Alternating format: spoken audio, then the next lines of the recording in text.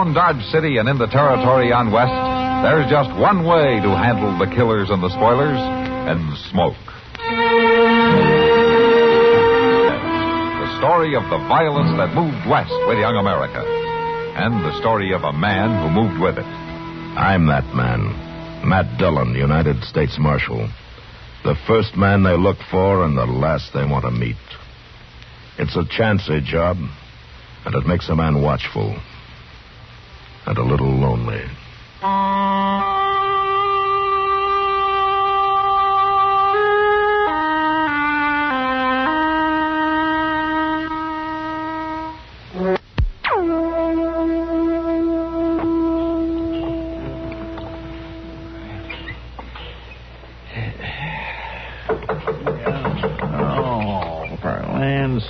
Bonnie don't hardly get a chance to take his boots off anymore. You'd think a man didn't have no call to sleep. Never mind, Chester. I'll take care of it. Oh, all right. Thank you, Mr. Dillon. Yeah? I'd like to see the marshal. I'm the marshal. Come in. My name is Cassius Mayhew. I'm sorry to disturb you at this hour, Mr. Dillon, Matt Dillon. That's all right, Mr. Mayhew. Why don't you sit down? Yeah, thank you. Well, what can I do for you? My journey westward has been interrupted by the illness of my wife. Oh, I'm sorry to hear that. And I'm gravely worried. I was taking her to a dry climate for her health. That's the purpose of the trip. It seems to me, Mr. Mayhew, that you need a doctor more than you need a marshal. Yes, I was hoping you'd be able to put me in touch with one. Oh, sure I can. Doc Adams is a very good friend of mine. I'll go roust him out for you right now. Oh, Marshal Dillon. Yeah? There's another purpose for my visit to your office. Oh? Well, what's that? This suitcase. I'd be obliged if you'd keep it for me. Keep it locked up, I mean. There's something valuable in it, I take it. Yes, there is. All the family treasures that we were able to bring on our journey. They mean a lot to Mrs. Mayhew. I'd feel better if they were kept here. Well, I suppose I can do that for you. You, know how long you're going to be in Dodge? Well, that depends on my wife and your doctor, Marshal. Uh-huh. Well, yeah, I'll take care of the suitcase for you. And I'll go get Doc Adams, too.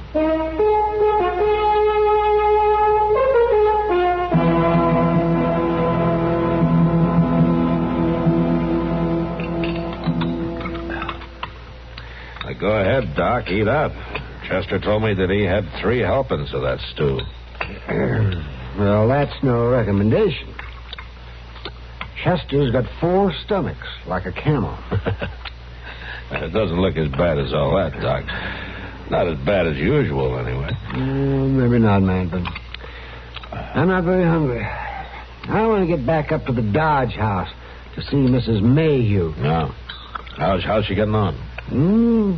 Not good, man. Not a bit. Still can't travel then, huh? No.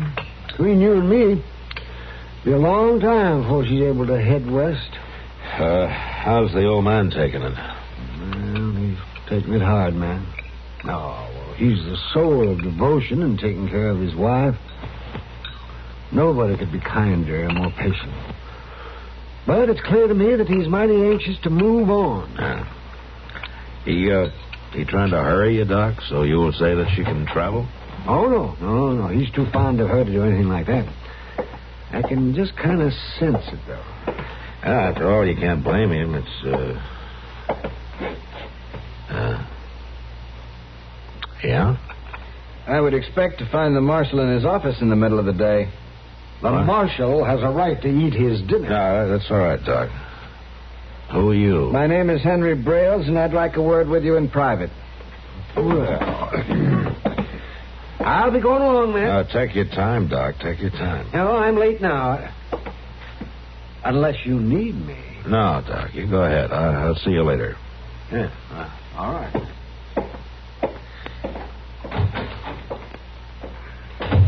Okay, Mr. Brailes, what do you want? An office is the proper place to transact business. If you don't have anything to say to me, you're wasting both our time. All right, Marshal, but we'll have to go to your office anyway. Now, what for? Why, to open the suitcase, of course. Are we going to open the suitcase? Why, certainly. The suitcase left with you by Cassius Mayhew the other night. Oh? Well, go on, Mr. Brailes. You seem to have this all worked out. Why, it's perfectly simple, Marshal. Cassius Mayhew is my brother-in-law. He left the family home very suddenly to take this trip. I followed him. I want to be sure that he's not making off with some of the things that belong to me. Mrs. Mayhew is your sister, huh? She is? And did you know that she's a very sick woman? So I understand. You haven't been to see her? No, Marshal. When I accosted Mayhew and he told me you had the suitcase, I felt it was important to see you at once. Now, if you'll come with me, we can open it. Just a minute, Brailes. I can save you the walk. What do you mean? I'm not going to open that suitcase unless Mayhew himself tells me to do it. But I tell you, I have a right to see what's in there. I'm a member of the family. You're not acting much like one. Well, I certainly am. Sounds to me like you're more interested in the suitcase than in your sister. Marshal, it is your duty. It's my duty to protect property around here, including anything left in my care. Now, you better go on, Mr. Brailes. I want to finish my dinner. But the law... You let me worry about the law, huh? Now, Jack. Yeah? You got time? I'll have another cup of coffee. Sure, Marshal. Coming right up.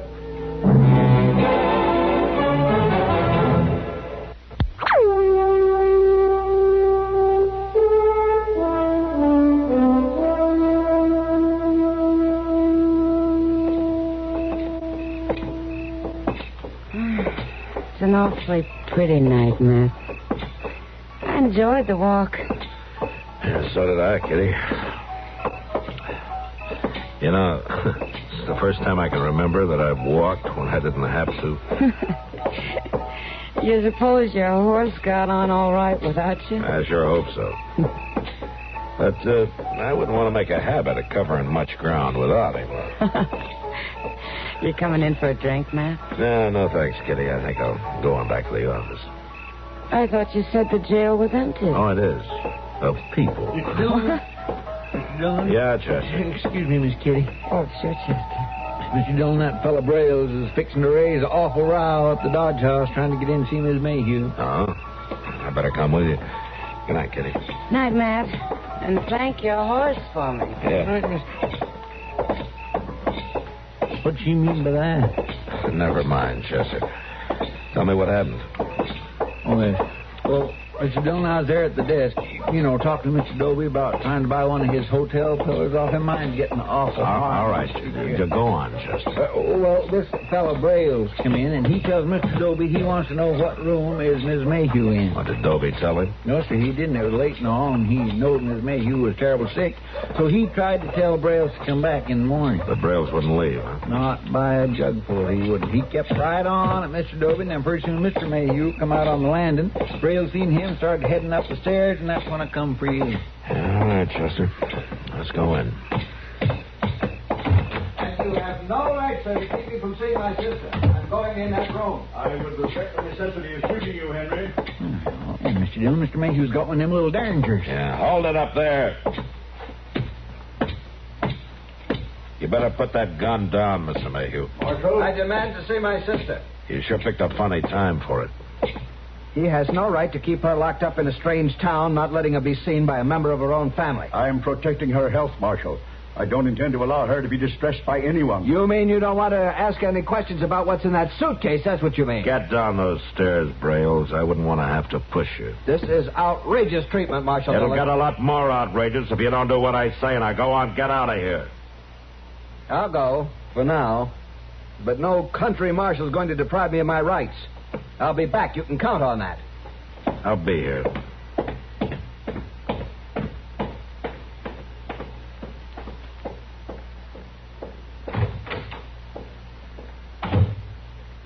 Thanks for your assistance, Marshal Dillon. You spared my wife an ugly scene. Yeah. And I think I'd keep that derringer in my pocket if I were you. Well, I'm not a shooting man, Marshal. I've never even owned a pistol before. But Mrs. Mayhew thought I might need protection on the journey. Yeah.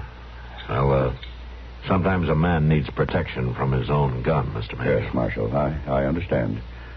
It will not happen again.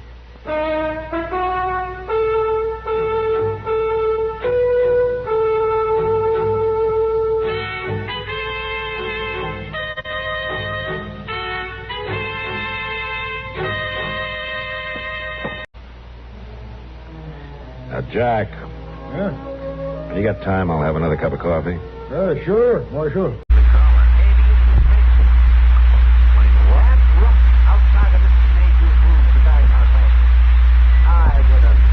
I don't know where you got your information, Doc, but I was trying to stop it. Doc. You're doing your best to keep a woman alive. And grown men stage a riot outside of her door. I tell you, it just makes you wonder. No, I don't blame you, Doc. I'm sorry it happened. I've been meaning to talk to you about Miss Mayhew, though. I'm glad you came by. Well, I can only tell you that she's a very sick woman. Too sick to talk to me? Well, too sick to talk to anyone. What in the world would you have to say to her? Doc, this whole business is a little hard to understand. One half of a family against the other half. Braille's accusing Mayhew, and Mayhew keeping him off at gunpoint. I thought maybe Miss Mayhew could give me a couple of answers to a couple of questions so that I could get Braille's out of here for good. Well, maybe she could, Matt, but I couldn't be responsible for what it might do to her. That scene outside her door last night almost finished her off. Yeah, all right, Doc. Never mind. Thank you, Matt. Brought the mail, Mr. Dillon. Hello, Doc. Chester, how are you? We're gone long enough to write some of it, Chester. Well, I was noticing things. Man can't hurry himself when he's noticing. No, of course not. Well, and what did you find to notice this morning? Well, my land, there's lots of things going on one place.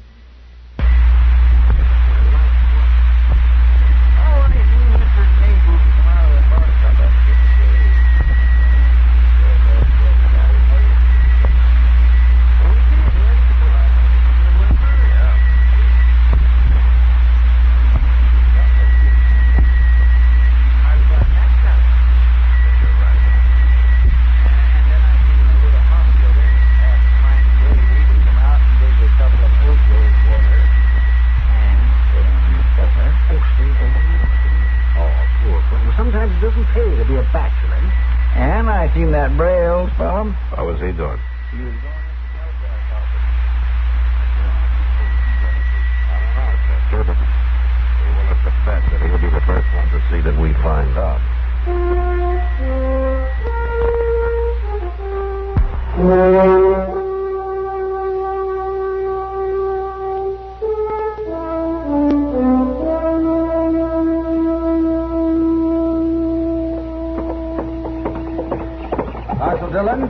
Marshal Dillon. You can go get the suitcase now. We've come to open it. This is Sheriff Dyer from St. Louis. Hello, Sheriff. Marshal. You're a long way from home, Sheriff. The suitcase is right inside. Right inside the marshal's office. Mr. Braille's, I'll handle this. That's what I've come to do. Well, handle it then. You've come all the way from St. Louis about that suitcase? Yes, Marshal Dillon, I have. My office received a telegram. Yeah, I'll bet you did. I don't deny sending it. Maybe I should explain a little further. Both Mr. Braille's and Mr. Mayhew are from old St. Louis families. I've known them personally for years.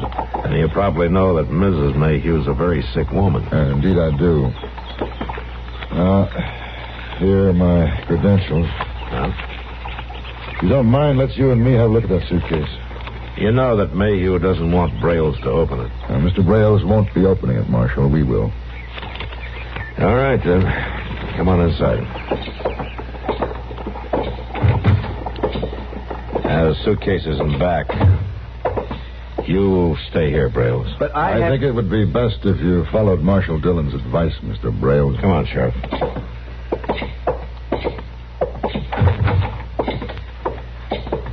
Suitcase is in here.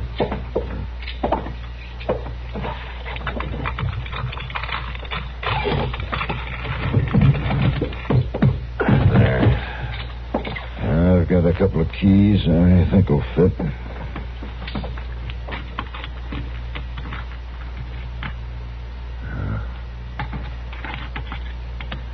This one fits.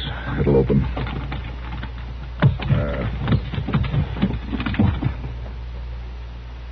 Wow. I don't see any of the family valuables Brails was talking about, but that looks like an awful lot of money to me. It should be just about $20,000. You're telling me this isn't Mayhew's money, huh? He worked in the same bank in St. Louis for many years, Marshal. He left in kind of a hurry. Yeah, he told me his wife was sick. And this money disappeared on the same day. Oh, I see. I'm sorry. I'm really sorry. Mr. Mayhew was a highly respected man. It's hard to blame a man for trying to save his wife, isn't it? It is for a fact. Well, Marshal, shall we go across the street? I've got a right to know what's... There's nothing here that concerns you, Mr. Brails. That money. Cassius stole all... I knew there was something wrong. I was right. I bet you feel fine about this, Mr. Brails. I think we better go, Marshal. I'll go with you. As Marshal Dillon said, this does not concern you. I have a right to confront him. As you wanted to confront your dying sister, you stay away from me, Brails, from now on.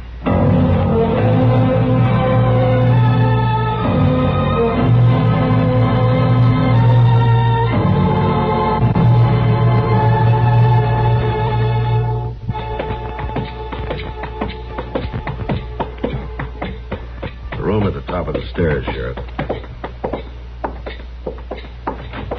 Oh, Matt. I want to see Mayhew, Doc. I don't want to bother his wife. You can't. She's dead. Oh. I'm sorry to ask this at such a time, Doctor, but would you tell Mr. Mayhew that I'm here? Matt? This is Sheriff Dyer from St. Louis, Doc. Well, all right, Matt. He's in pretty bad shape. I am able to face up my responsibilities. Hello, Sheriff Dyer. Hello, Mr. Mayhew. I'm sorry about your wife, sir. Thank you. You know why I'm here? Yes, I know. The money. I took it to give her a chance at a new life. Now, her life is gone. Mine is gone with it. I'm sorry, Mr. Mayhew. I'm sorry, too, Marshal. Sorry for imposing on your good faith and kindness. Sorry for betraying your trust. Mr. Mayhew, she never knew that you took the money. No. She never knew. That's one thing. She never knew. And she never will.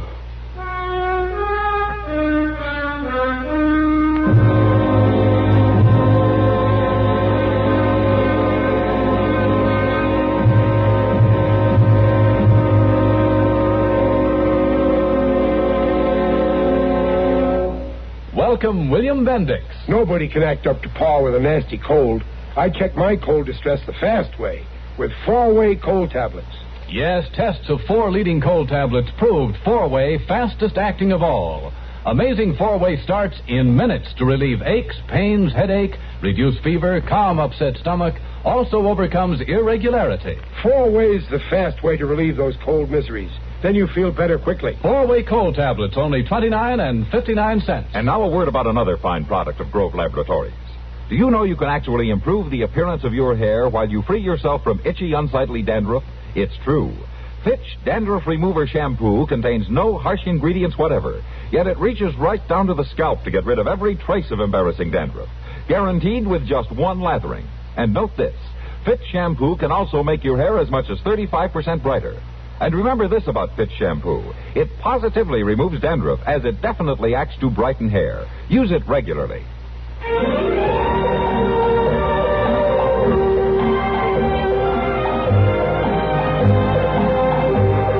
Gunsmoke. Produced and directed by Norman MacDonnell, stars William Conrad as Matt Dillon, U.S. Marshal.